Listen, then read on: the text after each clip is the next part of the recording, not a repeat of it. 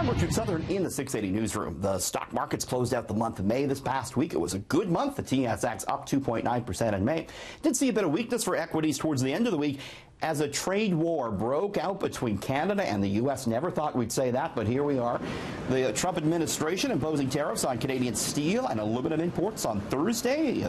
Trump upset that there's no NAFTA deal. That's why those tariffs apparently went in place. Canada answering right back with dollar-for-dollar tariffs against U.S. steel and aluminum exports and a series of other U.S. goods coming into Canada that our country will now put tariffs on. Things like orange juice, chocolate, licorice, plywood, beer kegs, and lawn mowers.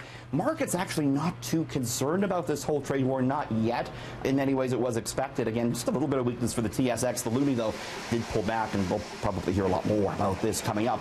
On Monday, our Prime Minister, Mr. Trudeau, will be on Meet the Press, the big U.S. program on NBC. On Sunday, we got an excerpt of that in, and he's, again, talking about how upset he was at the U.S. tariffs that have gone in place.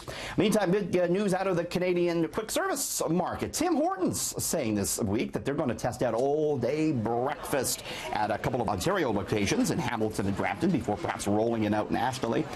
It's working, all-day breakfast for McDonald's and Starbucks and A&W, so perhaps not too surprising that Tim Hortons is going to try its hand on it. Of course, Tim Hortons struggling to regain some customers and struggling to tackle a big fight that's going on between some of their franchise owners and head office. What's more, Tim Hortons says it's going to test a kids menu, a loyalty program, and delivery for the first time. Sticking with food news, Canadian farmers changing the way they do business. The reason? Our growing love affair with hummus. Yes, indeed. Canadian farmers doubling their chickpea crop to a near record this year. Many farmers say they're happy to do so. Chickpeas are hardy, helping them survive the prairie's current dry spell. They also bring in a nice chunk of change, apparently, about double what lentils will bring in. Driving the insatiable demand for hummus is more people eating vegetarian, more people eating healthy. A lot of the vegetarian staples on the market do contain chickpeas. U.S. farmers planning to plant a record amount of chickpea crop as well. Here's maybe some food news you might not be as interested in. It's said to be the new superfood, good for you, sustainable. Would you have a glass? We're talking about cockroach milk.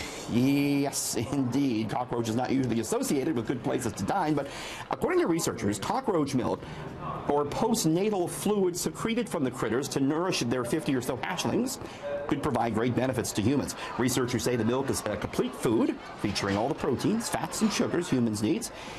Tastes like cow's milk, they say. And it may have some beauty effects, good for the skin.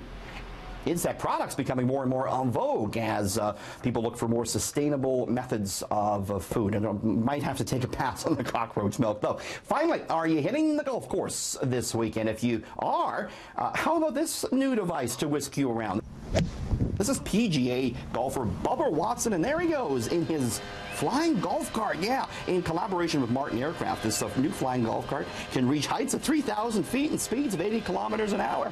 The idea is that in between holes, golfers can throw their clubs in the back, strap in, take off, fly to the next hole, touchdown.